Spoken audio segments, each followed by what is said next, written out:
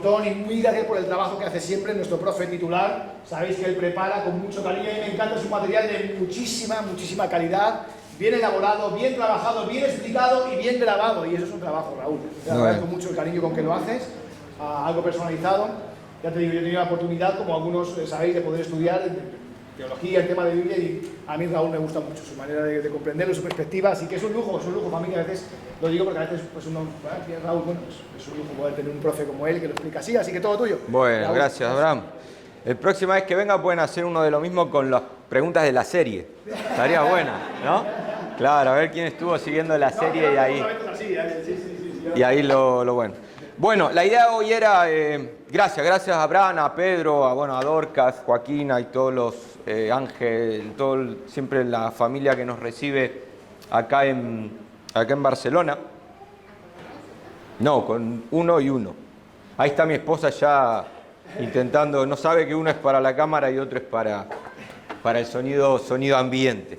Así que una alegría estar y compartir hoy. La idea era seguir con la serie de Juan. No sé cuántos están siguiendo los episodios. Terminábamos Lucas, comenzábamos Juan, pero como Abraham me dijo, estaban dando ahora una serie nueva que se llama Lo pasado quedó atrás. Y han visto a Pablo, Pedro y Zaqueo. Entonces la idea mía hoy es seguir con la serie de ustedes y ver otro personaje que aparece en el libro de Hechos, en el capítulo 8, llamado Felipe. Y la idea es la misma. Pasado queda atrás. Hay un dicho por ahí que dice pasado pisado, ¿no? Del pasado se aprende mucho y a veces es bueno volver al pasado, pero hay otras veces que es bueno enterrar cosas que quedaron para poder seguir avanzando. Y mi idea hoy es, en el capítulo 8, ahí los del equipo de sonido van a hacer un trabajo titánico, porque como no voy a leer el capítulo entero, voy a ir saltando de un texto a otro, algunos se los voy a ir diciendo, y otros ustedes van a tener que ir discerniendo, oliendo qué texto del capítulo 8 estoy nombrando. ¿Vale? Así que vamos a ir al 8, 38 y 39 y luego voy a ir para atrás, para adelante. La idea es no pasarme de 35 minutos. Así que sé que es una historia conocidísima, la historia de Felipe con el etíope, pero antes hay un relato donde vemos a Felipe predicando, bautizando, haciendo señales y demás. Entonces la idea es leer primero el 8, 38 y 39 para poder introducirlo a la serie. ¿Ok? ¿Qué es lo que Felipe dejó atrás? Y siempre que hablamos de dejar algo atrás, hablamos de morir a algo, y creo que el mejor ejemplo que la Biblia nos deja para morir a algo y nacer algo nuevo, ¿qué es? Es un simbolismo, un sacramento que sigue hasta el día de hoy presente 2000 años después en la iglesia. ¿Cuál es el sacramento por excelencia que nos muestra de forma visible que hay algo a lo que estamos muriendo, pero luego hay algo a lo que estamos resucitando para algo nuevo? ¿Cuál es el sacramento? El bautismo. ¿Sí? Por eso siempre que se va a bautizar se suele decir, hay hermanos que van a bajar a las aguas, pero se olvidan de la otra parte, que hay hermanos que también luego tienen que subir del agua. No es bueno dejarlo ahí, hay que dejarlo un rato ahí para que todo eso muera, pero luego cuando uno discierne que ya eso murió, uno lo tiene que sacar del agua. Entonces creo que lo correcto siempre es decir, hay hermanos que van a bajar y a subir al agua, y yo soy de las personas que cree que ese bautismo, a pesar de que hay un momento, sacramento que se hace de manera visible, en un río, en un bautisterio o algo, a nivel espiritual, cada mañana debemos aprender a morir a algo y a resucitar a algo nuevo. Y ese algo tiene que ver a lo que morimos con el pasado que queda atrás, en este caso lo vamos a ver en Felipe, pero luego también ver, qué es lo que vino por delante. Me imagino que cuando hablaron de Pablo, hablaron del Saulo que quedó ahí abajo enterrado, para resucitar al Pablo, al apóstol Pablo. O el caso de Simón. El Simón, apártate de mí, Satanás, que quedó ahí abajo, no sé qué texto agarraron, pero luego el Pedro, sobre el cual Jesús iba a tener un pilar ahí en la iglesia primitiva. Entonces dice que Hechos 8:38, yo repito, voy a ir saltando de verso en verso, pero siempre con esa idea. Dice que mandó parar el carro y descendieron ambos al agua. Felipe y el etíope. o el eunuco, como dice aquí, y le bautizó. Versículo 39, 39, cuando subieron del agua. No, te volvemos otra vez al 38. ¿Cómo dice el 38? No sé si es mucho lío esto, no sé si están pegando, es mucho lío volver Bueno, entonces, ahí está, descendieron ambos. Ahí está el descender, pero luego el 39, importante, que nos dice, subieron del agua. ¿Y qué sucedió ahí? El espíritu arrebató a Felipe y el eunuco no lo vio más. Cuando digo eunuco, etíope es el mismo extranjero y siguió gozoso su camino. Pregunta, ¿cuántos fueron bautizados? No, pero ahí, no ustedes, obvio.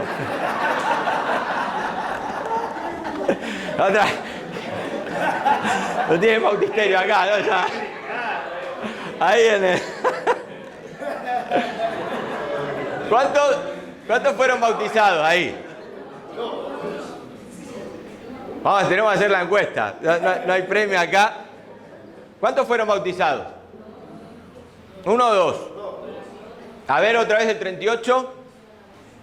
Quiero hacerlos pensar un poco. ¿Mandó para el carro? ¿Los dos? Ambos. ¿Por qué? Porque Lucas, que es el escritor de este tratado teológico llamado el Libro de los Hechos, no quiere mostrar en sí el dato histórico que un etíope fue bautizado, sino que Lucas quiere mostrar a modo teológico que también Felipe había algo a lo que él debía morir. Es decir, el propósito de Lucas, si ustedes leen capítulo 8, 9 y 10, que no va a ser nuestro caso, es una especie de tríptico donde Lucas quiere mostrar tres protagonistas claves, en el capítulo 8 Felipe, en el capítulo 9 Saulo y en el capítulo 10 Pedro, y en los tres episodios, en los tres capítulos, quiere mostrarnos a estos tres protagonistas, a lo cual hay algo a lo que ellos deben morir para nacer a algo nuevo. Por eso en el capítulo 10, cuando ustedes leen el episodio de Pedro y Cornelio, Lucas no quiere salvar a Cornelio, Lucas quiere salvar a Pedro. Lucas quiere mostrar cómo Pedro debía morir a toda una ideología de ley, de comidas y de esas cosas, y elabora todo ese tratado teológico con un personaje llamado Cornelio, pero el propósito no es mostrarte cómo Dios salva a Cornelio, sino cómo Dios salva a Pedro. Lo mismo en el capítulo 9 lo vemos con Saulo, y lo mismo en este capítulo 8 lo vemos con Felipe. El propósito de Lucas, el escritor, no es mostrarte cómo este etíope fue salvado, sino cómo Felipe fue salvado de algo a lo que él debía morir para resucitar algo nuevo. Por eso te dice, ambos a nivel espiritual bajaron al agua, Felipe bajó con él, pero ambos también subieron del agua. Entonces hoy no quiero que pienses en el bautismo sacramental que hemos realizado una vez, aunque algunos luego van a Israel y se vuelven a bautizar en el Jordán. Menos que hay gente que tiene la ilusión, el misticismo, me quiero volver a bautizar, y se bautizaron 2 veces, pero hoy quiero que pienses en ese bautismo espiritual. ¿Cuáles son esas cosas de tu pasado que a día de hoy, al igual que Felipe, tenés que volver a descender al agua para volver ahora a resurgir? Entonces lo que quiero hacer rápidamente es hablarte... ¿Quién es este Felipe? A ver, si yo te preguntaría quién es este Felipe, tendríamos que empezar en el capítulo 6. No hace falta que los de ahí, los del sonido, lo vayan. Yo luego les voy diciendo qué texto sí. Pero este Felipe aparece dentro de un grupo de 7. Donde en el capítulo 6, saben que la iglesia en los primeros años vivía en comunidad. Vivían todos, tenían todas las cosas en común, compartían la comida, las propiedades y demás. Pero claro, el grupo estaba compuesto por hebreos autóctonos y hebreos que venían de la diáspora llamados helénicos. Y en la distribución estaba en manos de los apóstoles, que los apóstoles eran del grupo autóctono, del grupo de los que había nacido ahí, se había criado ahí, y a la hora de distribuir los bienes y la comida, siempre había un grupo que estaba marginado. ¿Cuál era ese grupo? El grupo de los de la diáspora. Entonces comenzaron a quejarse de por qué la distribución no era equitativa, y los apóstoles tuvieron la idea, una muy buena idea, de buscar dentro de ese grupo de helénicos personas que puedan hacer el mismo trabajo para poder repartir y distribuir. El libro de los Hechos dice distribuir las mesas. Entonces dice el capítulo 6 que buscaron 7 varones llenos de fe, llenos de sabiduría, llenos del Espíritu Santo, con buen testimonio, y dentro de ese grupo, ¿quién estaba? Felipe.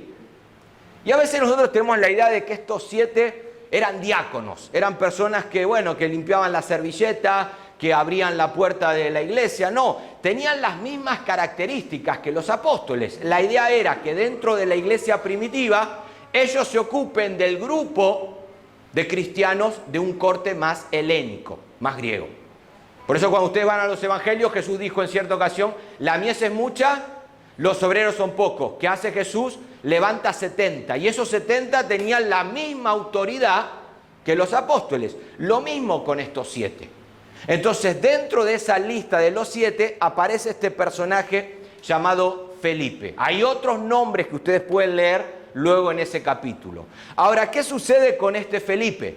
Comienza una gran persecución contra la iglesia, pero no contra los autóctonos, sino que la gran persecución venía sobre este grupo más helénico que venía de la diáspora. Entonces tienen que salir de Jerusalén y este Felipe, ahora sí, capítulo 8, versículo 5, llega a una tierra odiada por los judíos, menospreciada por el pueblo, llamada Samaria. Saben que para un judío, un samaritano era un perro, porque no eran raza pura. Siempre en el libro de los Hechos nos muestra este celo nacionalista que había. Entonces, a la hora de ser dispersados por causa de la persecución, Felipe llega aquí a Samaria. ¿Y qué es lo que hace en Samaria? Predica a Cristo. Es un evangelista en toda regla. Y va a decir que lo va a hacer con poder, con señal, y que se amontonaba ahí la gente a escuchar el mensaje de Felipe. Pero luego al final, en el capítulo 8, otro texto que quiero que pongas para poder entrar ya en materia, en el capítulo 8, creo que es el verso 35, si podés ponerlo, noten cómo va a terminar el capítulo, diciendo que Felipe ya no anunciaba, no predicaba a Cristo, sino que anunciaba ¿a quién? A Jesús. ¿Qué diferencia hay entre Cristo y Jesús? En Samaria, ¿a quién predicaba? A Cristo. Cristo es una visión del Salvador muy local, muy judía. Por eso cuando nosotros leemos que Cristo y anuncia a Cristo, el judío siempre tenía la idea de un Mesías. La palabra Cristo significa Mesías, un libertador, una cosmovisión muy judía, muy hebrea para ellos. Por eso muchas veces los evangelistas tienen que aclarar el Hijo del Hombre o el Hijo de Dios, para poder romper ahora con esa idea local, hebrea, autóctona. Y lo que nosotros vemos en el capítulo 8 es que Felipe, cuando él llega a Samaria, predica a Cristo, una visión muy local. Aún los samaritanos esperaban a un Mesías, como ustedes pueden ver en la historia de Jesús con la samaritana. Pero el capítulo nos muestra una evolución en Felipe, como todo teólogo, donde nos lleva al final y termina anunciando a Jesús, que la palabra Jesús no nos transmite la idea de un libertador Mesías, sino que la palabra Jesús significa literalmente Salvador. Entonces hay toda una transición ahí. Ya en el 8:35 hay algo a lo que Felipe muere y hay algo a lo que Felipe va a tener que resucitar, como lo va a indicar versículos después. Entonces yo quiero detenerme en esa idea. ¿Qué es lo que murió en Felipe y qué es lo que resucitó para que él pueda dejar atrás un pasado con una idea de Jesús muy local? No sé si te pasó que a veces tenés una idea de Jesús muy local. Jesús es evangélico y todo lo que está fuera del mundo evangélico no sirve. Y voy a decir, no, pero Jesús es mucho más que... Y bueno, ni hablar cuando ya lo hacemos un Jesús evangélico, pero pentecostal, ¿no? Y todo lo que está fuera del mundo pentecostal, rezó, eso. Pero luego cuando lo hacemos todavía más local todavía. Jesús se congregaba ¿en qué iglesia? En Salem. ¿Sí o no?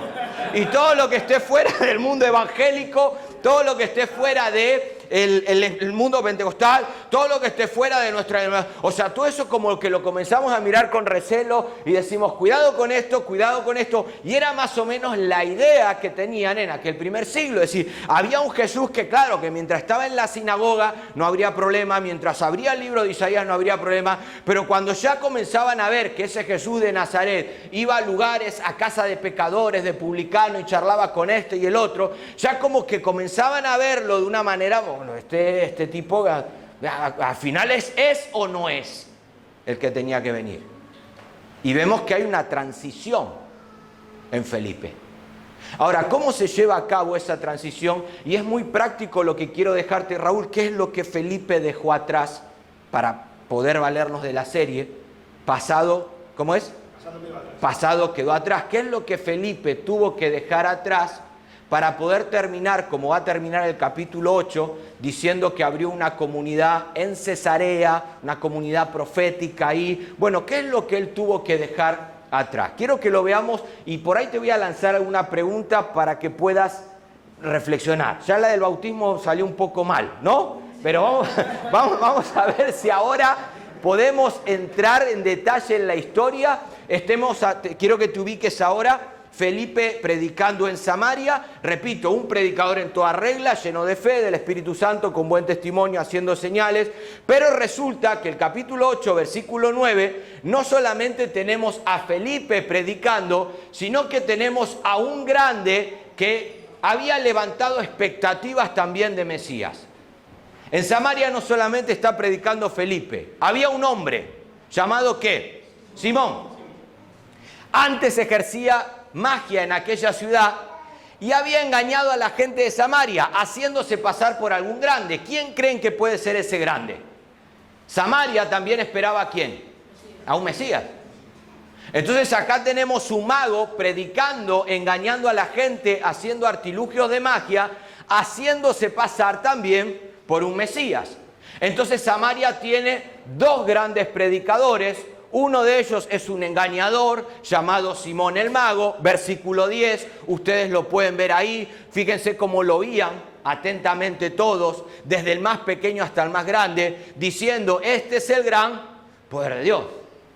Versículo 11, noten algo más que nos dice de este protagonista. Y estaban atentos, ¿por qué? Porque aún con sus artes mágicas les había engañado ¿qué? Este es el Mesías.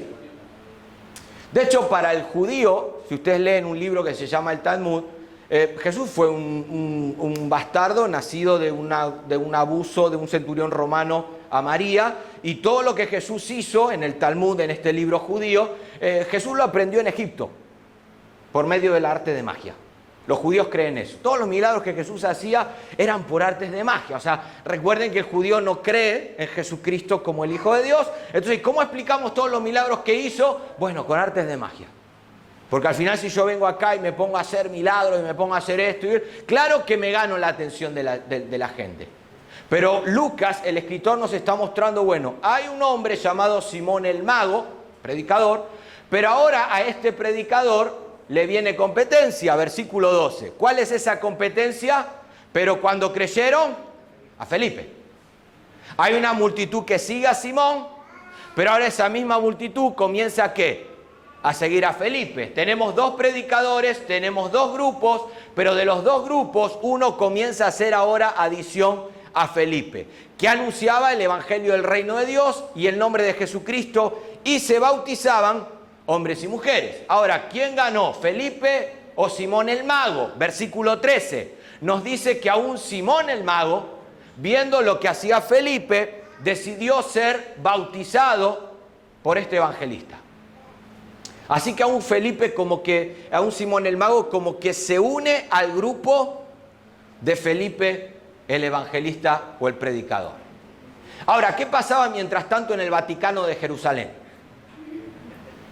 Ahí en la sede. Comenzaron a escuchar que había gente que estaba siendo bautizada en Samaria. Entonces, ¿qué hicieron? Capítulo 8, verso 14. Enviaron a 2 embajadores. Ahí van los 2 papas, ¿no? Los dos.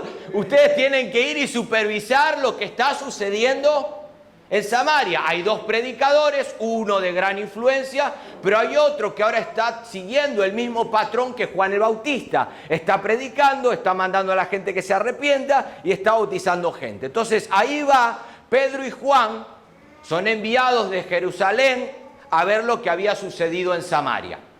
Llegan a Samaria, versículo 15, ¿y qué es lo que se encuentra? Que los cuales, habiendo venido, comenzaron a ver lo que estaba sucediendo, oraron por ellos para que recibiesen el Espíritu Santo. ¿Sobre quiénes oraron? Sobre gente que ya había sido, ¿qué? Bautizada.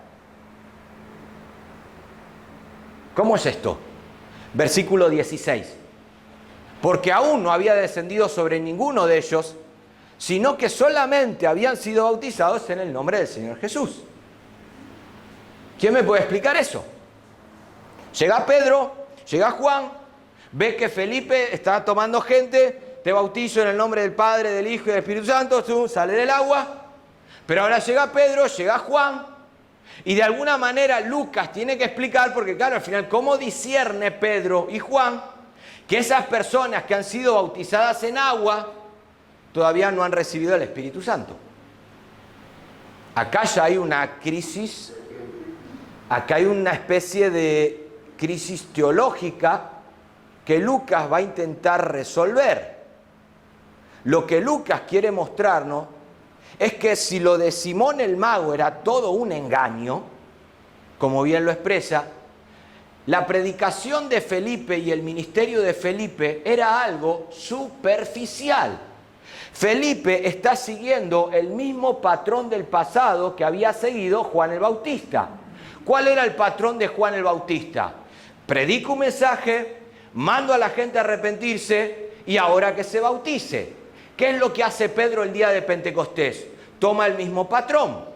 Predico un mensaje del Evangelio, le pido a la gente que se arrepienta, la bautizo y al bautizarse, automáticamente tienen que recibir el Espíritu Santo. No sé si puedes poner el 2:37. Miren el patrón de predicación, el modelo de iglesia que Pedro comenzó en Jerusalén. Y por eso luego Pedro también tuvo que seguir su proceso de conversión. Cuando Pedro predicó en Pentecostés, miren lo que le preguntó la gente.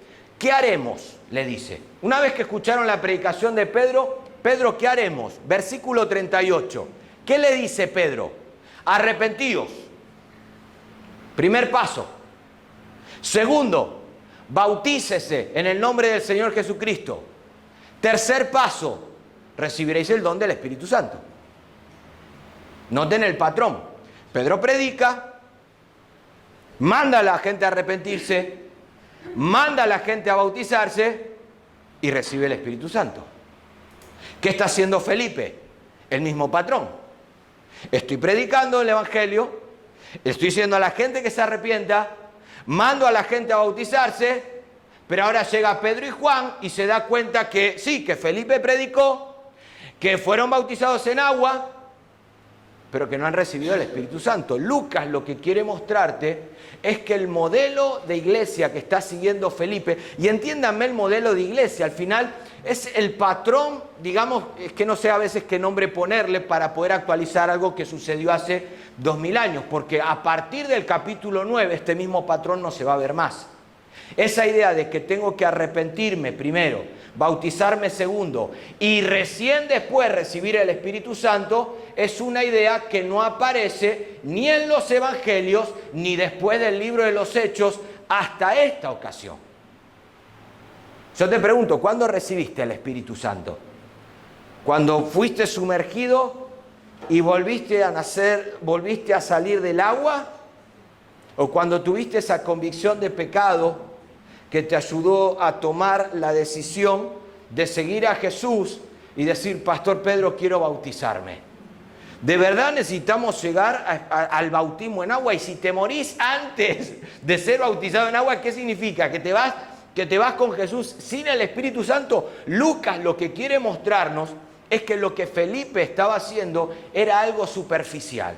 Había muchas multitudes, había masas, había un mensaje muy general, había un bautismo en masas, imagino a las multitudes haciendo cola, y fíjense lo superficial que era, que aún Simón el mago pidió bautizarse, sabiendo que no se había arrepentido.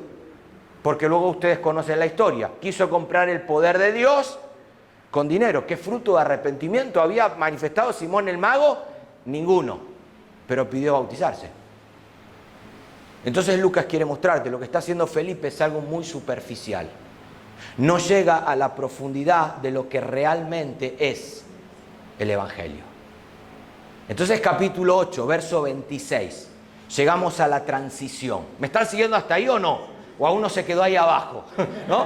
O sea, imagínense llegar a un lugar y dice, pero ya, Pastor Pedro, tenemos, o Abraham, tenemos acá gente que ha escuchado el Evangelio, tenemos gente que levantó la mano y dijo, quiero recibir a Jesús como mi Señor y Salvador, tenemos gente que en el último bautismo ahí en el río o acá en el mar, no sé dónde lo hemos bautizado, pero ahora llega alguien y dice, no, esta gente no nació de nuevo.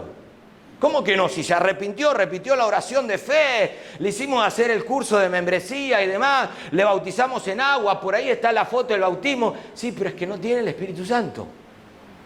No ha nacido de nuevo. Y Lucas no quiere atacar a esa gente. Lucas quiere mostrarnos la transición que tiene que haber en Felipe, tanto en su idea de Jesús como en su modelo de comunidad.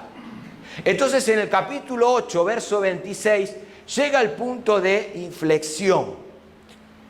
Dice que un ángel del Señor. Los que han estudiado el Pentateuco saben quién es ese ángel del Señor que aparece siempre.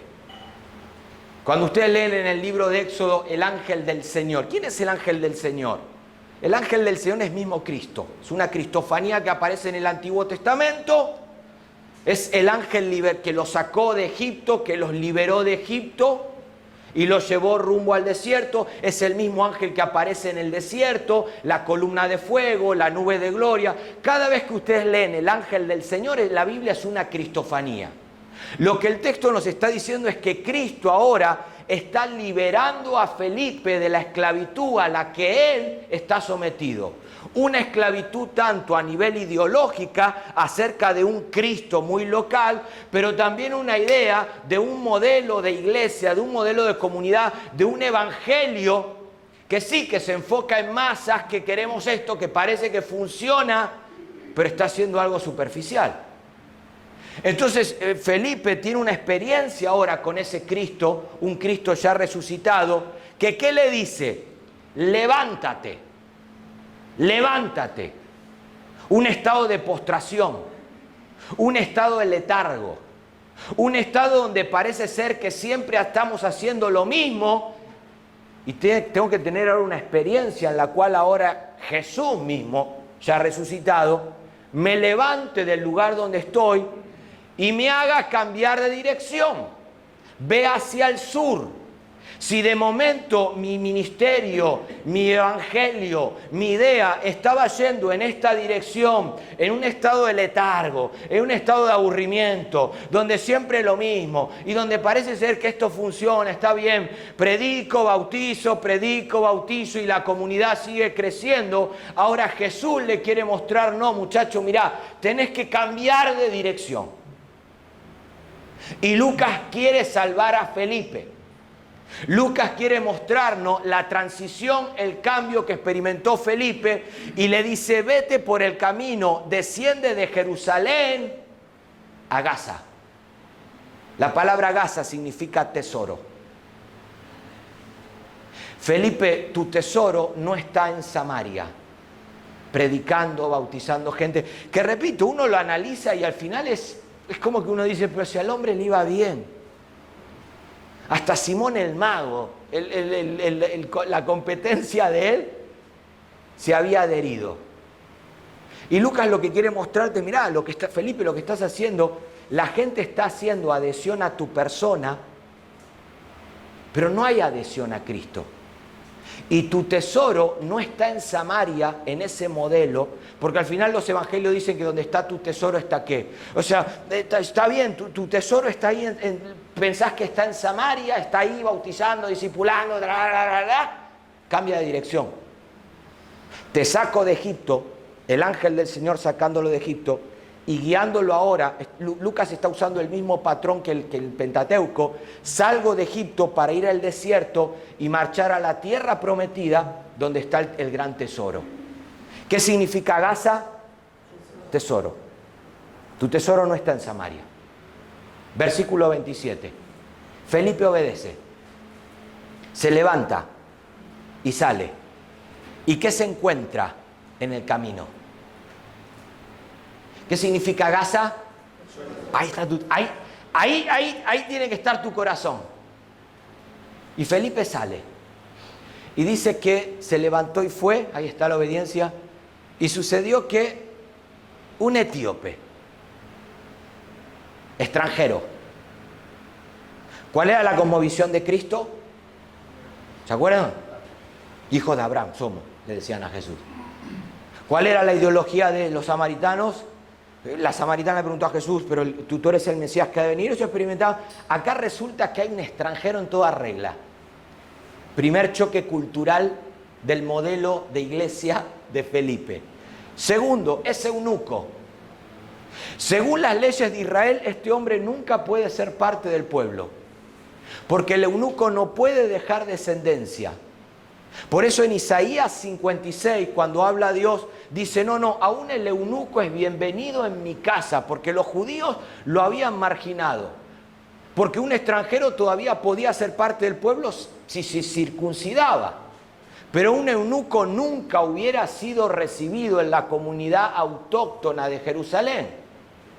Entonces noten cómo ahora Dios quiere liberar a Felipe, lo va a llevar a verse con un extranjero, lo va a llevar a verse con un eunuco, con alguien que, o sea, nunca, si no puede dejar descendencia, por eso la mujer estéril era mal vista, porque era una mujer que no podía dejar descendencia. Para un judío lo más importante era que tu nombre, tu apellido nunca sea borrado, pero ahora una mujer estéril no nos sirve, y tampoco nos sirve un hombre eunuco. Luego lo pueden buscar, si luego tienen tiempo, lean Deuteronomio 23, versículo 1. El eunuco ni siquiera podía entrar al templo. Por eso este eunuco está volviendo ¿de dónde? Vamos a leer ahora. Viene de adorar en Jerusalén, pero no pudo entrar al templo. Viene con un sentimiento de fracaso. Fue con toda la idea, con todos sus tesoros, de poder llegar ahora al templo para adorar a Dios, pero él no pudo adorar a Dios, porque no puede entrar al templo. ¿Y cuál es su oficio? ¿Cuál es su oficio? Tesorero. ¿Qué le dijo el ángel a Felipe? Cambia de dirección, porque tu tesoro está ahí. ¿Cuál es el tesoro de Felipe? ¿Un extranjero? ¿Un eunuco? ¿Un funcionario de una reina de Etiopía que viene con un sentimiento de fracaso, que no hay manera de que según las leyes de Moisés este hombre pueda ser parte del pueblo? Es como que Felipe dice, pero si en Samaria me iba bien, si en Samaria había multitudes que escuchaban mi mensaje, si en Samaria yo estaba bautizando gente como el patrón de Juan el Bautista, el patrón de Pedro, el mismo patrón que se hacía en aquel momento, y ahora resulta que mi tesoro está con un extranjero,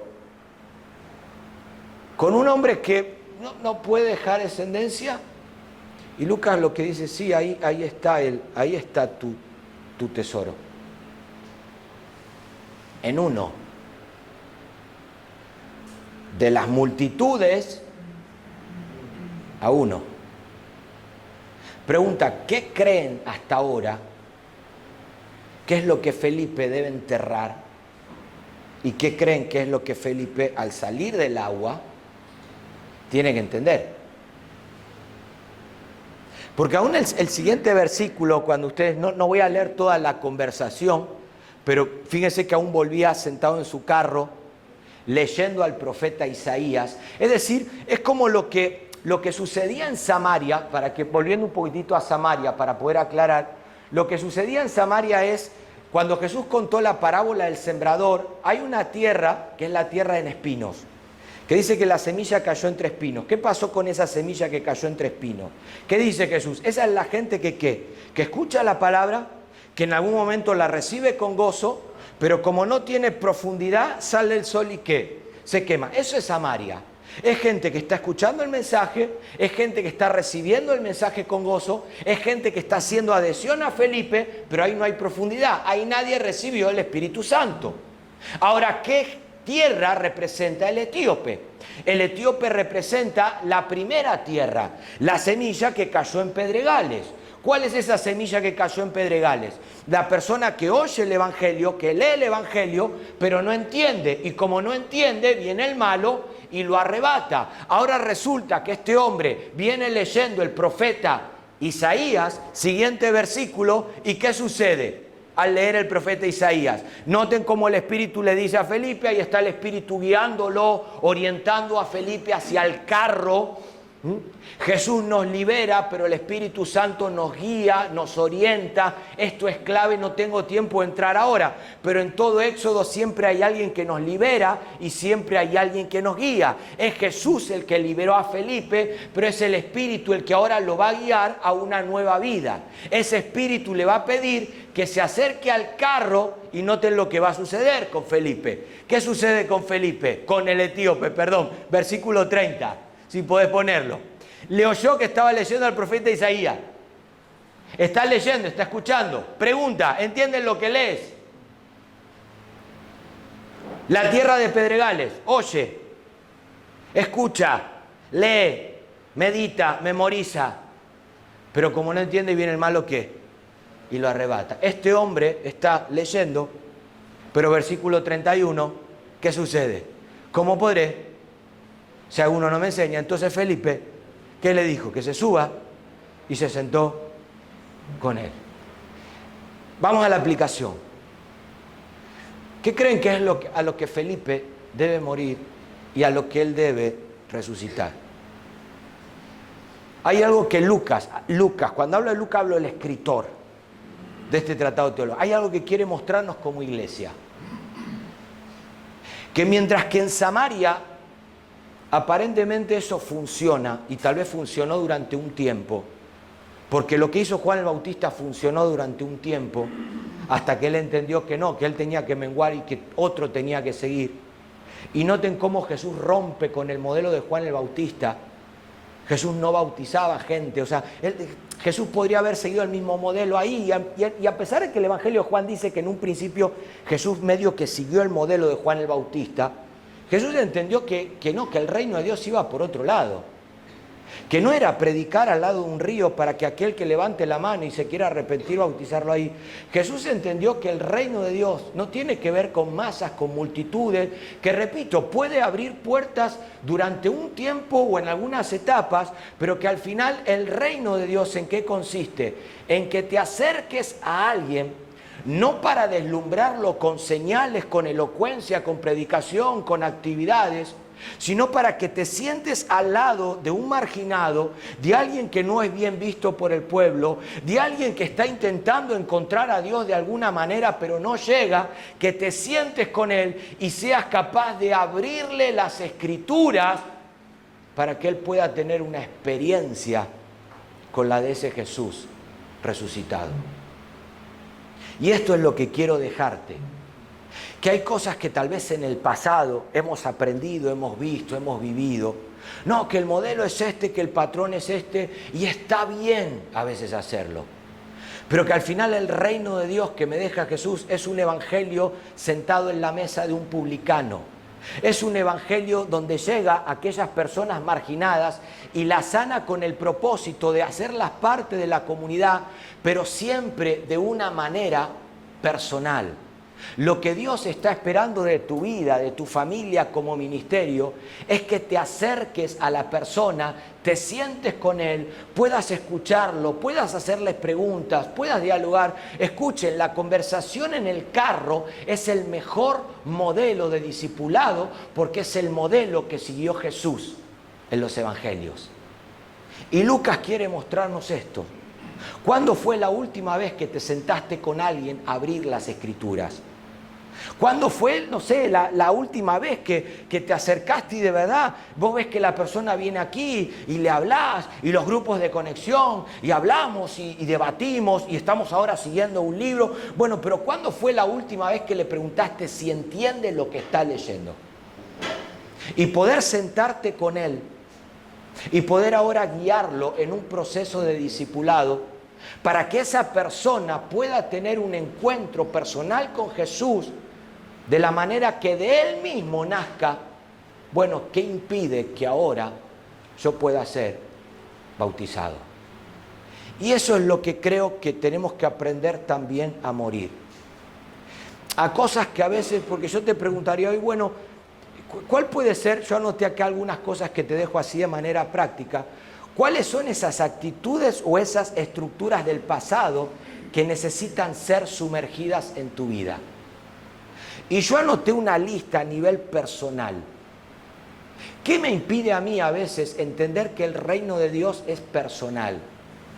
Que el evangelio consiste en acercarme a alguien y solamente ser capaz de entablar una conversación para poder, como hizo Jesús con los dos de camino a Emaús, en lugar de mostrarles las señales en un principio de que Él había resucitado y demás, lo que hizo fue abrir las Escrituras para que ellos puedan entender y que el mismo Espíritu Santo pueda llevar en ellos la obra que había venido a hacer. Entonces, ¿cuáles son esas cosas que tienen que ser sumergidas? Yo anoté algunas. Primero, ¿qué es lo que me impide a mí a veces entender este modelo de iglesia, de discipulado? Y se está entendiendo, ¿no? O sea, no estamos descartando los bautismos que hacen una vez al año, no estamos descartando el hecho de anunciar el evangelio, pero yo ahora me voy a Madrid y yo no sé si me has entendido. Y algunos me miran así, y algunos como que me hacen así, y algunos, bueno, si yo estaría acá en Barcelona, ¿cuál tendría que ser mi aplicación? Bueno, poder acercarme esta semana y decirme, escúchame, ¿entendiste algo de lo que hablé? Y tal vez te vas a encontrar con, no, pero si a mí no me lo explican. Si no empezamos del principio, del capítulo 8 en adelante, ¿cómo voy a entender ahora quién es Felipe? ¿Y cuál tiene que ser mi labor? Claro, es uno. Y siempre nos gusta esto, ¿no? No, cuanto más abarquemos y cuanto más... No, pero es que resulta que el reino que Lucas quiere mostrarnos es de uno. Es de Pedro con Cornelio, uno. Es de Ananías con Saulo, es de uno. Es del personal. Y yo anotaba esta semana para cerrar con esto. ¿Cuáles son a veces esas estructuras? Porque el desafío que te dejo es eso, que en esta semana te acerques a un etíope, te acerques a un eunuco. No, pero él es musulmán. Pero no te estoy diciendo que lo bautices en el próximo. Acércate a él. No, pero él es de otra ideología, de otro partido político a veces. Cosas que a veces tenemos y lo que Dios está esperando es que nos acerquemos. ¿Entiendes lo que lees? Entonces yo anoté acá algunas, cierro con esto. Primero, cosas que necesito enterrar. Tal vez un modelo de iglesia tradicional. El cura hablando y la gente escuchando. Nos vamos hasta el domingo siguiente. Y el domingo siguiente nos vemos aquí y uno dice, pero de lunes a sábado, ¿dónde están los etíopes? ¿Dónde están? Entonces me encuentro con uno el martes y le digo el modelo tradicional. Che, vení el domingo a la iglesia. No, es como que Lucas te está diciendo, no, ahí donde estás, en el metro, en el parque. ¿Sos capaz de acercarte a él y escucharlo y entender lo que está viviendo, lo que está leyendo, lo que está... Bueno, a veces esa idea nos priva de estas cosas. A veces cosas que tenemos que dejar ahí. El éxito determinado por los números. Es una locura numéricamente lo que sucede en este capítulo. En Estados Unidos a Felipe le hubieran cortado la credencial. Y digo en Estados Unidos porque a veces en Estados Unidos te mandan de misionero pero te piden informe.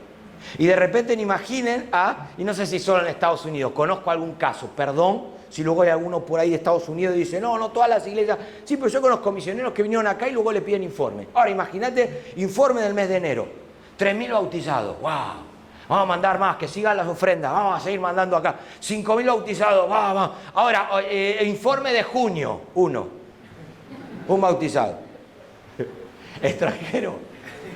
Este no puede dejar descendencia, la iglesia no puede crecer con esto, es que no puede dejar descendencia. Y uno dice, bueno, pero a veces otras cosas que necesitan ser enterradas, la figura de un líder que siempre marca camino. Ahí está Simón, ahí está Felipe. Y a veces tenemos esa idea, ¿a quién tiene que escuchar? No, escuchen a Simón, escuchen a Felipe, escuchen. No, eres tú, hay un tesoro en esta semana que tenés que descubrir. Tal vez es tu jefe, tu vecino, ahí está tu tesoro. Ahí está tu encuentro.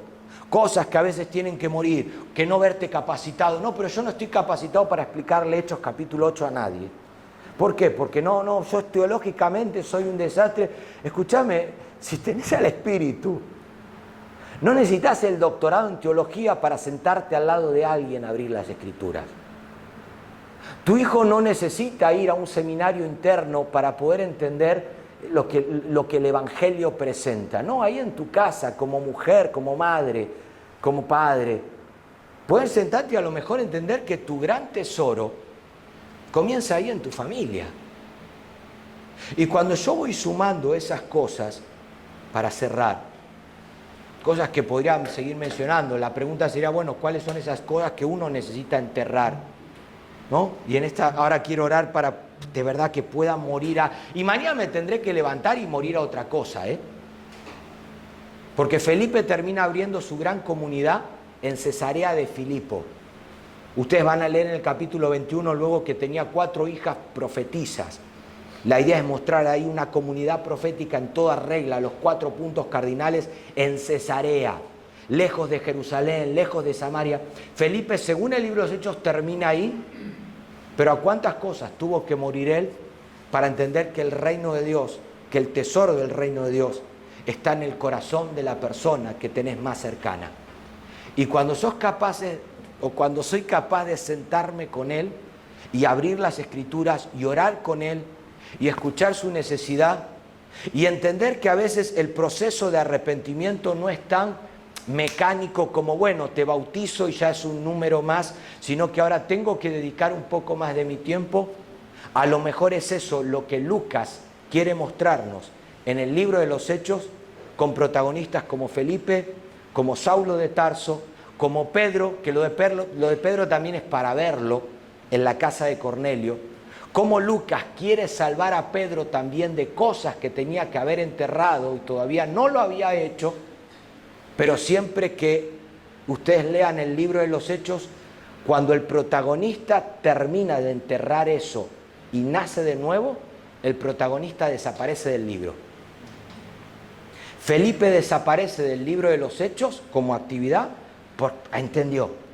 Pablo, ¿cuándo va a desaparecer del libro de los Hechos? En el capítulo 28, cuando entendió que el reino de Dios tenía que predicarse abiertamente en Roma, a todas las generaciones.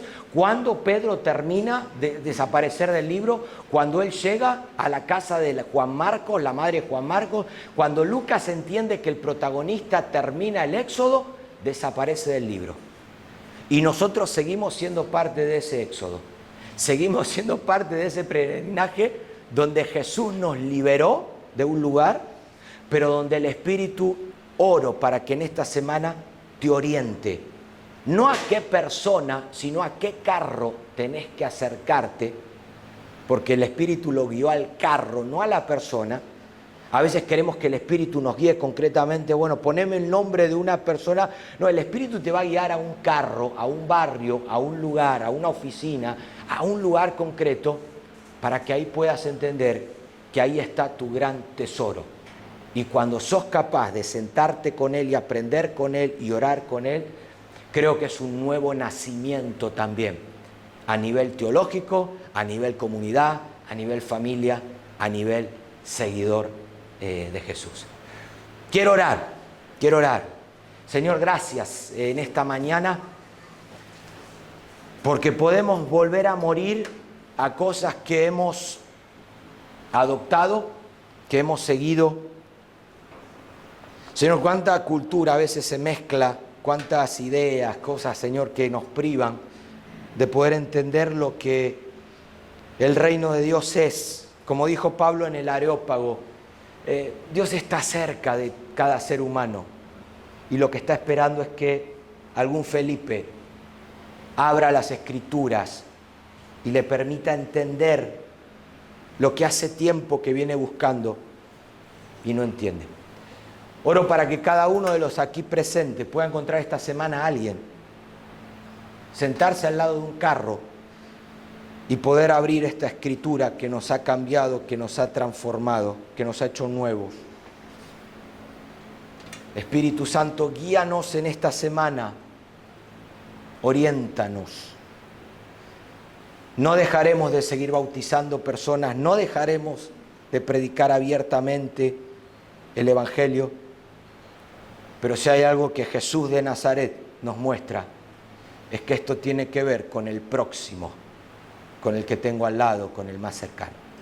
Gracias por Salem Barcelona, oro por Abraham, por Pedro, por Nelly, por Ángel, por todo el grupo que está aquí trabajando, Señor, que puedas darle también sabiduría y guía para salir a veces de seguridades, de cosas que vemos seguras, que funcionan, pero que tal vez es el momento, el tiempo de ponerlo en oración para cambiar de dirección rumbo al sur en busca del gran tesoro. Agradezco la atención de cada uno y espero que los pueda volver a ver pronto, en el nombre de Jesús. Amén. Amén.